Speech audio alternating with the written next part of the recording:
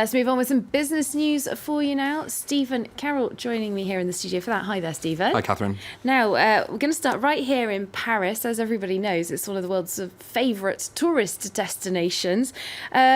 New tourism figures are out, and they've revealed the extent of the damage to the industry, I think we can put it that way, from the fallout of the terrorist attacks here in 2015. There were 1.5 million fewer visitors to Paris in 2016, according to the capital's tourism authority. That's an overall drop of 5%, with international visitor numbers down by almost 9%. The slump cost the city's economy an estimated €1.3 billion. Most of the city's major tourist attractions saw a drop in visitors. Among the worst affected, the Montparnasse Tower and the Arc de Triomphe, their numbers down by around a quarter each. The Tourism Authority did register an improvement in November and December of last year, though, with hopes that things will look up in 2017. Indeed. Well, keeping with that sort of a tourism and travel note, we've got news from Air France. It's done a deal now with pilots on launching a new low-cost airline. It's called Boost. The carrier will serve certain medium and long-haul routes that are currently operated at a loss by Air France. 58% of pilots voted in favour of the proposal on Monday. Now, the majority pilots' union still could block the project, though, as Anke Ula now reports. With their pilots' approval, Air France now has the green light to launch a new budget airline. The new branch called Boost will operate 10% of the company's long-haul routes, helping the airline compete with other low-cost lines as well as Gulf carriers. According to management, it's the only way to keep the Air France group relevant in the future. The majority pilots' union, at first firmly against the plan, eventually agreed to the principle of the project, after 58% of them voted in favor during a referendum.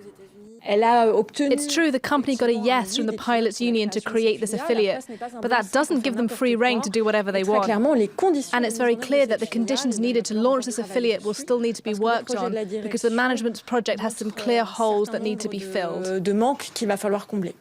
Air France KLM aims to reduce costs by at least 1.5% this year. The Boost project would help them cut pilot costs by 15% and cabin crew costs by 40%. But the proposal still needs to be approved by staff, many of whom are skeptical about the conditions. Pilots for the new line would keep their Air France contracts, maintaining the same salary and benefits, but in change would have to boost productivity by 1.5%. Cabin crew, on the other hand, face less favorable conditions, with contracts issued by Boost and salaries based on market conditions. Management must now convince staff to accept the new conditions before the project can move forward. We're turning next to the latest results from the bank HSBC. Pre-tax profits at the lender fell by more than 60% in 2016 because of what HSBC is describing as unexpected economic and political events. The bank earned $7.1 billion before tax last year. That was less than half of what had been expected. It took a $3 billion hit over problems at its European private banking business and the sale of its Brazilian operations. In a statement, HSBC's chairman said the events of last year hurt investment and created market volatility.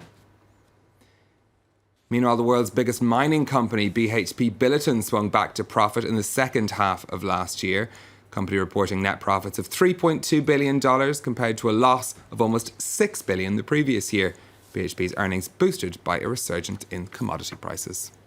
Well, the markets are now open. How's that news going down there with investors? HSBC shares are down by almost 5% in London after their results. Good news, though, for mining companies. BHP Billiton and Anglo American both up. BHP by about 1% in London. That's helping boost the FTSE to gains, you can see, about 1/5%. Paris is flat, the DAX trading slightly lower.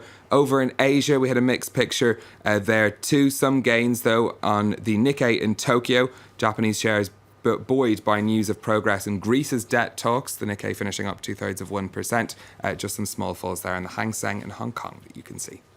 All right, well, we started off our business update by talking about international visitors coming to Paris. There have been rumours about one prestigious British institution that might be coming to set up here in the French capital, but apparently those rumours have been oversold. A story in the Telegraph newspaper over the weekend said that Oxford University was considering opening a campus in Paris. The newspaper reported that French officials had met representatives of the prestigious university last week. An offshoot campus in Paris would allow Oxford to continue receiving EU funding for research. But it doesn't look too likely to happen, though, the university tweeting on Monday to say they'd received constructive and helpful proposals since the Brexit vote, but they are not pursuing a campus overseas. Not yet, anyway. Anything could happen. Thanks very much. Stephen Carroll, our business editor here at France 24.